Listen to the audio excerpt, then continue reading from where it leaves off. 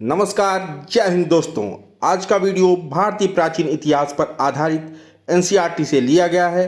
तो चलिए वीडियो को स्टार्ट करते हैं। क्वेश्चन है दोस्तों, इतिहास का पिता किसे कहते हैं? इतिहास का पिता हेरोडोटस को कहते हैं। इतिहास का पिता हेरोडोटस को। मानव इतिहास का प्रारंभिक काल क्या कहलाता है? मानव इतिहास का प्रारंभिक काल पूरा पाषाण काल कहलाता है। अब बढ़ते हैं अगले क्वेश्चन की तरफ। भारत में मानव के सर्वप्रथम साक्ष्य कहां से प्राप्त हुए? भारत में मानव के सर्वप्रथम साक्ष्य हथनौरा नर्मदा घाटी से प्राप्त हुए। अब बढ़ते हैं अगले क्वेश्चन की तरफ। क्वेश्चन है, भारतीय पुरातत्व का जनक किसे कहा जाता है? भारतीय पुरातत्व का जनक किसे कहा जाता है? अलेक्जेंडर कंघिम को भारतीय पुरातत्व का जनक कहा जाता है। हड़प्पा नामक पुरा स्थल किस सभ्यता से संबंधित है? हड़प्पा नामक पुरा स्थल सिंधु घाटी सभ्यता से संबंधित है। मोहनजोदड़ो का शाब्दिक अर्थ क्या है? मोहनजोदड़ो का शाब्दिक अर्थ मृतकों का टीला है। अब बढ़ते हैं अगले क्वेश्चन की तरफ। क्वेश्चन है कि सिंधु घाटी के लोग किसकी पूजा करते थे? सिंधु घाटी के लोग किसकी पूजा करते थे? मातृ देवी की पूजा करते थे। सिंधु घाटी के लोग मातृ देवी की पूजा करते थे। अगला क्वेश्चन है, सबसे प्राचीन वेद कौन सा है? सबसे प्राचीन वेद ऋग्वेद है। कौन सा है? ऋग्वेद, जिसमें चरक संहिता नामक पुस्तक किस विषय से संबंधित है? चरक संहिता नामक पुस्तक चिकित्सा विषय से संबंधित है।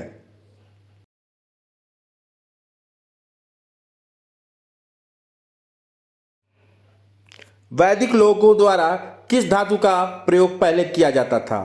तांबा, कॉपर जिसे कहते हैं। सर्वप्रथम भारत को इंडिया नाम से किसने संबोधित किया?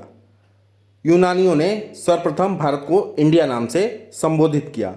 आग का आविष्कार किस काल में हुआ? आग का आविष्कार पूरा पाषाण काल में हुआ था। अब बढ़ते हैं अगले क्वेश्चन की तरफ। क्वेश्चन है, ऋग्वेद में सबसे पवित्र नदी किसे माना गया है? ऋग्वेद में सबसे पवित्र नदी सरस्वती नदी को माना गया है। अब बढ़ते हैं अगले क्वेश्चन की तरफ। भारत का प्रसिद्ध राष्ट्रीय वाक्य सत्यमेव जयते कहाँ से लिया गया है? मुंडकोपनिषद से लिया गया है सत्यमेव जयते वाक्य।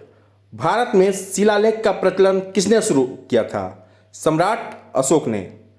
भारत में शिलालेख का प्रचलन सम्राट अशोक ने शुरू किया था। अब बढ़ते हैं अगले क्वेश्चन की तरफ। आर्य लोग भारत में कहाँ से आए थे? आर्य लोग भारत में कहाँ से आए थे? आर्य भारत में मध्य एशिया से आए थे। कहाँ से आए थे? मध्य एशिया से। भारतीय इतिहास के स्वर्ण युग के नाम से किस काल को जाना जाता है? भारतीय इतिहास में स्वर्ण युग को गुप्त काल को जाना जाता है, स्वर्ण युग के नाम से। सिंधु घाटी सभ्यता के लोगों की प्रमुख फसल कौन सी थी? सिंधु घाटी सभ्यता के लोगों की प्रमुख फसल गेहूं और जौ था। अब बढ़ते हैं अगले क्वेश्चन की तरफ। है, सिंधु सभ्यता का स्थल कालीबंगा का शाब्दिक अर्थ क्या है? सिंधु सभ्यता का कालीबंगा का शाब्दिक अर्थ काले रंग की चूड़ियां हैं।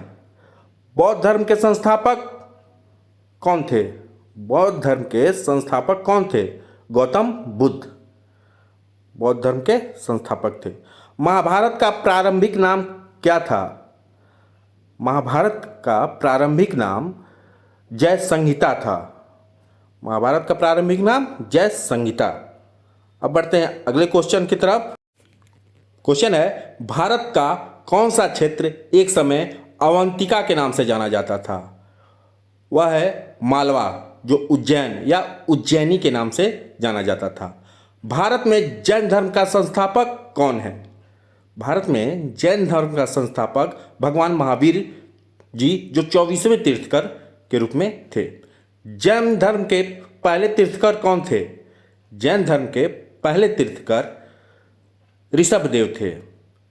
अब बढ़ते हैं अगले क्वेश्चन की तरफ। सभी प्रश्न एनसीईआरटी के किताब से लिया गया है, इसका अध्ययन एक बार जरूर करें। अर्थशास्त्र की रचना किसने की थी? अर्थशास्त्र की रचना किसने की थी? इसकी रचना कौटिल्य ने की थी। अर्थशास्त्र की रचना। किस भारतीय शासक ने कलिंग का युद्ध लड़ा? किस भारतीय शासक ने कलिंग का युद्ध लड़ा? सम्राट अशोक ने कलिंग का युद्ध लड़ा था। भारतीय नेपोलियन की उपाधि किसे दी गई है? भारतीय नेपोलियन की उपाधि किसे दी गई है?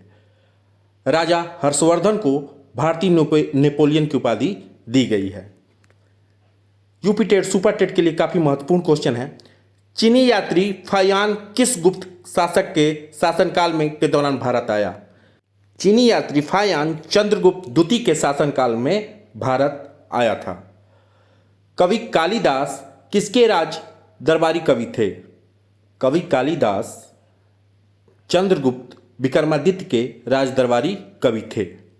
बाणभट्ट किस सम्राट के राज दरबारी कवि थे? बाणभट्ट राजा हर्षवर्धन के राज दरबारी कवि थे। यूपी टेट, यूपीएससी एग्जाम आदि के लिए महत्वपूर्ण प्रश्न है एनसीईआरटी से। वेनस्वांग किसके शासन काल के दौरान भारत आया? ये क्वेश्चन बार बार आता है। वेनस्वांग राजा हर्षवर्धन के शासनकाल के दौरान भारत आया था। अजंता और एलोरा की गुफा भारत के किस राज्य में स्थित है? महाराष्ट्र राज्य में अजंता और एलोरा की गुफा स्थित है। प्राचीन भारत में प्राचीनतम बौद्ध विश्वविद्यालय का नाम तक्षशिला है। प्राचीनतम भारत में प्राचीनतम बौद्ध विद्यालय का नाम क्या था? तक्षशिला। अब बढ़ते हैं अगले क्वेश्चन की तरफ। एलोरा के मंदिर का निर्माण किन शासकों ने किया? क्वेश्चन है, एलोरा के मंदिर का निर्माण राष्ट्रकूट शासकों द्वारा किया गया। अब बढ़ते हैं अगले क्वेश्चन की तरफ। अलबरूनी भारत में किसके साथ आया? अलबरूनी भारत में मोहम्मद गजनवी के साथ भारत आया। किसने सोमनाथ मंदिर पर आक्रमण किया?